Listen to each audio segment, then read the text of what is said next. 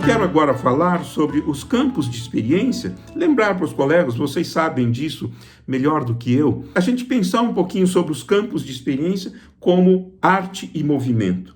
Então vejam vocês, o primeiro campo de experiência na educação infantil é o eu, o outro e nós. Olha que coisa mais linda, né? Do ponto de vista de arte, a arte da convivência. Quem sou eu? Quais são os limites do meu corpo? Depois, quem é o outro? Quem é o outro? Como é que ele se chama? Onde ele está? O que ele está fazendo? Como fazer junto com ele? Como fazer sem ele? Como conviver com ele? Né? E nós? Nossa família, nossa escola, nossa classe, nosso grupo, nossa vizinhança.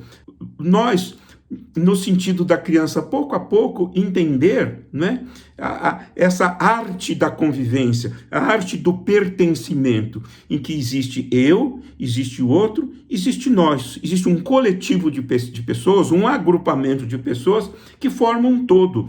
É a nossa casa, são as pessoas que dormem nesse quarto, são os meus colegas de classe, os meus colegas de escola, os meus vizinhos. Entende? Então, como experienciar, né, coisas que têm a ver comigo, que têm a ver com o outro, têm a ver conosco. Isso é maravilhoso. Outra coisa, não é, gente? Experienciar no plano do corpo. Experienciar, por exemplo, os órgãos sensoriais. Né? Os estímulos, ter oportunidades, ter riqueza de estímulos sensoriais, ter coisas boas para ouvir, ter coisas boas para ver, ter coisas boas para cheirar, ter coisas boas para degustar, ter coisas diferentes. Quando eu falo boas, é no sentido de diferentes, respeitosas, amorosas, adequadas para as diferentes idades das crianças ou diferentes contextos, né? Como aprender a apreciar. A arte tem a ver com apreciação, a arte tem a ver com estética, a arte tem a ver com gosto, a arte tem a ver com valor, mas valor nesse sentido de sensibilidade. E movimento. A criança se movimenta. A criança, ela se movimenta afastando-se de coisas que não lhe interessam, aproximando-se de coisas que... se movimenta de muitos e muitos jeitos. E os gestos, né, gente? A criança fala muito por gestos. A linguagem dos gestos é muito importante, porque como ela, ao contrário de nós, não domina o vocabulário, não sabe dizer com palavras, nem mesmo escrever com palavras as coisas, ela gestualiza. Né? Ela é uma boa leitora de rosto, de corpo, raiva, tristeza, alegria, braveza, atitude de permissão, de proibição, ordens. Tudo isso ela aprende a decodificar, ela aprende a comunicar, ela entende via gestos. Né? E os gestos, né? Os gestos são dança no espaço e no tempo. São expressões faciais que comunicam um sentimento, um desejo, uma ordem, uma apreciação. E movimentos. Movimentos de muitos, movimentos com o corpo, movimento com as mãos, movimento com os objetos. Não é? A criança, por exemplo, desenhando, a criança aprende a pegar no lápis, a pegar no lápis de cor, por exemplo, no pincel, por exemplo, massinhas, ela aprende sobre a consistência dos objetos, o melhor jeito de pegar, de manusear, de movimentar, por exemplo, com o objetivo de criar alguma coisa, de imitar alguma coisa, de construir alguma coisa. Oralidade escrita, né, gente? Que é o quarto campo de experiência. Olha que coisa maravilhosa. A criança, por exemplo, no primeiro ano de vida, as crianças não falam, mas elas ouvem. As crianças que têm essa felicidade, elas recebem estímulos auditivos. E tendo riqueza de estímulos auditivos por parte das pessoas que convivem no seu ambiente, música, modos de falar de diferentes jeitos, o modo do meu pai, da minha mãe, da minha educadora, da minha professora, da minha tia, da minha avó, do meu irmão. Ela aprende ouvindo. Ela fala no segundo ano, de um modo geral, mas ela precisa ouvir o mesmo vale para a escrita, né? Uma criança que tem a felicidade de, na educação infantil, conviver com objetos escritos, com usos da escrita, seu pai, sua mãe ou sua professora lendo, escrevendo, recorrendo à escrita para comunicar algo, colocando a agenda do dia, fazendo leitura de imagens, etc., ela vai sendo, tal como ela não fala no primeiro ano de vida, mas ela escuta. Ela não escreve na educação infantil, mas ela convive com escritos.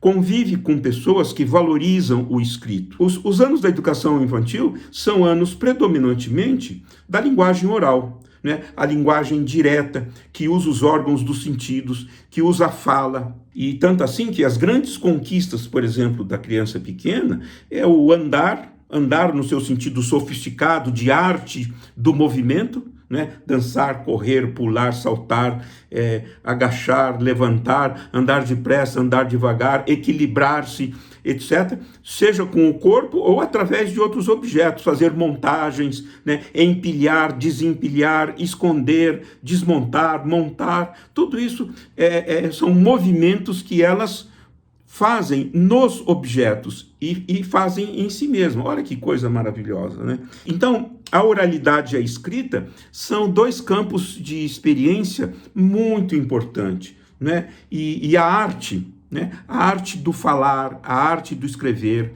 do desenho, né? O movimento do corpo quando você fala, na gestualidade, como você usa as mãos, o tom de voz, a música das palavras, né? Os diferentes jeitos de você se expressar verbalmente, tudo isso, todas essas coisas vão compondo pouco a pouco um universo maravilhoso de experiência, graças ao qual, né, a criança pode ir aprendendo, se desenvolvendo, etc. E de novo, não é o nosso objetivo aqui falar, mas infelizmente nós temos também casos em crianças que têm dificuldades para essas interações, para se beneficiar dessas coisas, umas porque tem um ambiente pobre disso nas suas casas ou nas suas escolas, outras que por limitações suas não podem se beneficiar, mesmo que o ambiente seja rico, etc, etc. Mas isso seria motivo de uma outra conversa, né? Enfim, e por último, né, gente, olha que coisa bacana que tem a ver com arte e movimento, né? Esse último campo de experiência, espaços dentro, fora, né? Perto, longe, em cima, embaixo, né? Como é que você dança no espaço? Como é que você faz objetos se movimentarem e dançarem no espaço? Né? Tempos, hoje, ontem, amanhã, agora, daqui a pouco. Daqui a pouco, olha, é importante, por exemplo, que uma mãe anuncie para uma criança, olha, você vai brincar mais 5 minutos, porque depois você precisa tomar banho, trocar de roupa para a gente ir para a escola. Ou então comer, a gente vai almoçar, vai tomar um lanche, não sei o quê, e depois nós vamos para a escola. Ou seja, ela vai anunciando, né, marcando temporalmente, de um modo que a criança entenda, que comunique para a criança, né, essas marcações temporais, hoje, amanhã, o seu aniversário, o Dia das Mães, não sei o quê. Então, essas marcações temporais são muito importantes, porque vocês sabem, o tempo, as coisas se movimentam no tempo, as coisas têm uma duração, né? O tempo da nossa conversa, por exemplo, é uma duração. A sucessão depois de uma coisa vem outra. Eu estava falando uma coisa, agora estou falando outra, daqui a pouco eu falo outra, e as coisas se sucedem no tempo. Então, essas duas vivências são muito importantes, essas duas experiências. Duração, sucessão, registros, formas de comunicação, relações, a criança aprender a se relacionar e relacionar uma coisa com outra, não é? Envolver uma coisa com outra, trabalhar diferentes perspectivas. O que é uma boneca, por exemplo, vestida para o calor, vestida para o frio, uma boneca, dar banho numa boneca, portanto desvestida e sendo lavada, agora eu estou enxugando a boneca, agora eu vou vestir a boneca, ou seja, como é que eu trabalho com relações e transformações, mudanças de estado, né? Mudanças de fase, né? Agora está na hora de tirar a roupa da da boneca, porque a gente vai dar banho nela, e depois nós vamos... Tudo isso pode ser de uma forma fingida, simulada, não tem importância, a criança gosta disso, né? Então, como é que nós vamos fazendo essas marcações com arte e movimento, com sensibilidade, com comunicação, de tal forma que a criança possa ir aprendendo, não é assim? Bom, eu queria agora, por último, falar duas coisas para os colegas, comentar duas coisas para os colegas. Um é pensar a arte e o movimento como fluir. O que quer dizer fluir, né? Eu gosto muito de um autor chamado Mihaly Csikszentmihalyi. Eu tenho gostado de ler esse autor, Mihaly Csikszentmihalyi. E esse autor, vocês têm aí na apresentação, dois livros dele que eu li e que me possibilitam fazer esses breves comentários com vocês, né? As crianças, como todos nós, vivem no cotidiano das suas vidas diferentes experiências, diferentes sentimentos. Tem hora que elas estão apáticas, cansadas, entediadas, com sono, com fome. Tem hora que elas estão preocupadas, né? Por exemplo, nesse contexto da pandemia, quantas crianças ficaram preocupadas com seus pais, com as suas mães, tiveram medo do que seu avô pudesse contrair o vírus e morrer, ficaram preocupados porque viram seus pais sofrendo com o subemprego, o desemprego, ou então sobrecarregados com muitas obrigações, com muitos trabalhos. Então as crianças se preocupam, elas ficam ansiosas, elas choram, elas sentem dores, né? E elas se sentem aborrecidas, entediadas, e também se sentem gostosamente presentes, se sentem estando no melhor do seu momento, muitas vezes numa brincadeira, numa roda de conversa, escutando a mãe cantar uma música, ou cuidando dela, por exemplo, trocando de roupa, pondo roupa, preparando uma comida. Esse autor Mihaly, ele chama isso de experiência ótima. Ele chama isso de momento em que as coisas fluem, né? E por que eu estou falando isso, né, gente? Porque contextos de arte e contextos de movimentação, nesse seu sentido ótimo, são experiências de fluxo, de fluir, né? Então, é um momento de muita felicidade, para usar um termo que o Mihaly usa muito, né? Quando os professores podem organizar situações, campos de experiência, em que as crianças possam expressar uma experiência ótima, possam fluir, não estão entediadas, não estão ansiosas, não estão chateadas, não estão irritadas, estão gostosamente presentes. Isso pode ser uma experiência de 5 minutos, de 10 minutos. As crianças mudam como nós, né? Elas mudam. Às vezes elas começam a ficar cansadas, ou têm fome, ou elas se chatearam com as coisas, ou às vezes há algum conflito entre ela e o seu colega em relação a uma tarefa. Então, muda a qualidade da relação, da interação, né? E uma professora atento, ele observa essa coreografia, essa dança de modos de estar e de conviver numa situação. E o professor, a professora, buscam, né, que a criança tenha uma experiência ótima na educação infantil. Entendendo por experiência ótima, esse momento que pode ser curto, pequeno, mas em que ela se sente plenamente podendo ser ela mesma, podendo expressar o melhor dela. Não é maravilhoso isso, gente? Então, o Mihaly, ele faz uma coisa que eu gosto muito, né? Faz parte do desafio pedagógico do professor propor desafios, atividades, tarefas na sala de aula que levam em conta o nível de desafio e o nível de capacidade da criança de se relacionar com esse desafio. Por exemplo, se eu faço uma coisa de nível 3 para uma criança que tem nível 1, não é legal isso.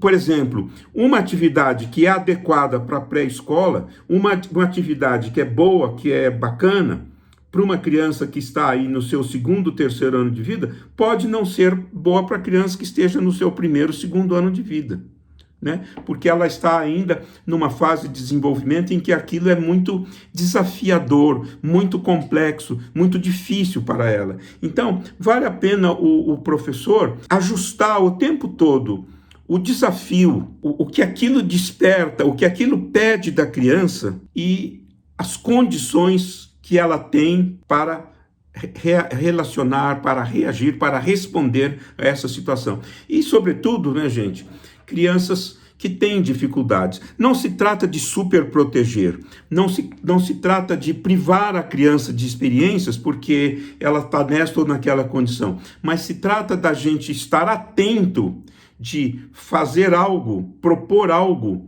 que seja condizente com o melhor das possibilidades das crianças, né? Seja criança por criança, seja criança em grupo. Uma outra coisa que eu queria falar para vocês, né, gente? Arte e movimento, né? Eu tenho gostado muito de ler e estudar, e aí na apresentação vocês têm a indicação de um livro muito bacana, que vale a pena ler, pensar sobre ele, discutir, que é o livro da professora Marilda Emanuel Lippe, chamado Como Enfrentar o Estresse Infantil, né?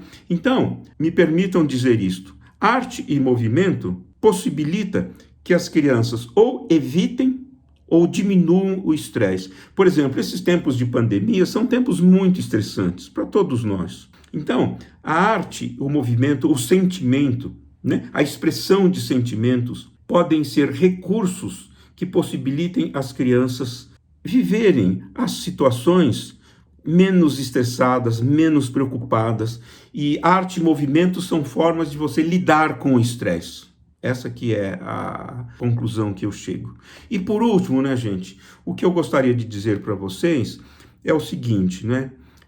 Eu acho que nunca é demais, e hoje cada vez mais as pessoas estão tomando consciência de que investir o melhor de nós pais, mães, educadores, políticos da cidade, né? Enfim, médicos, dentistas, advogados, policiais, enfim, as pessoas, os adultos que compõem a vida da cidade, né, ou do campo, conforme o caso, né? É muito importante que nós saibamos e possamos oferecer o melhor de nós em favor do desenvolvimento das crianças. É muito importante que as crianças pequenas tenham oportunidade concreta, né? Atividade real, oportunidade real delas terem possibilidades de se desenvolverem, de terem um período, esses 6 primeiros anos de vida, de uma forma gostosa, rica, abundante, com muitas oportunidades de desenvolvimento. Porque não só com isso, né, através disso, elas terão um bom presente, como ao mesmo tempo elas estão se preparando para daqui a 10, 15, 20 anos, quando elas se tornarem adultos, elas poderem cuidar bem de si, se autocuidarem e ao mesmo tempo oferecerem o melhor que elas podem em favor da nossa sociedade, da nossa natureza. Então, é por isso que eu acho, né, e eu cumprimento o Edivaldo, né, e sua equipe, por seus esforços em oferecer o melhor dentro das possibilidades dele para a formação, para o aperfeiçoamento, para a reflexão dos colegas, das colegas que trabalham na educação infantil e, obviamente, para os pais e as mães cujos filhos estão aí vivendo os seus primeiros anos de vida. Porque se eles puderem ter um ótimo de possibilidades para esse desenvolvimento, o presente agradece, porque as crianças terão uma boa vida, uma vida com bem-estar, e o futuro também agradecerá, porque elas estarão melhor preparadas, né? Há pesquisas mostrando que o melhor investimento que uma sociedade pode fazer, em termos de retorno social, econômico, político, emocional, é investir nos primeiros anos de vida. Então, um abraço para vocês e felicidades. E mais uma vez, muito obrigado para a Rede Pedagógica por essa oportunidade de eu estar aqui, mesmo nessas condições, né, com todos vocês. Então, um beijo para todos, felicidades.